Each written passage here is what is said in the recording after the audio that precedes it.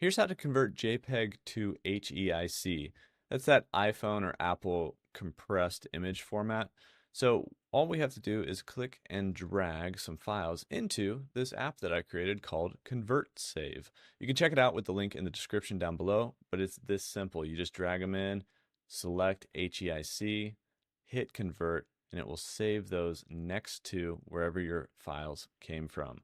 I went to my brother, who's a software developer, and asked him to help me create this app that is an image, video, and audio file converter for Windows and Mac, and it works on your desktop. No more random sketchy websites.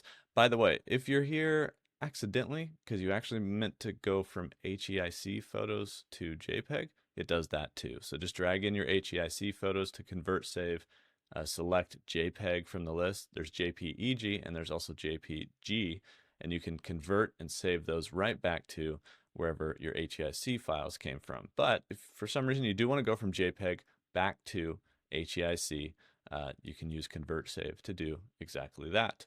Check it out with the link in the description down below. I appreciate your guys' support, and I'll see you in the next one.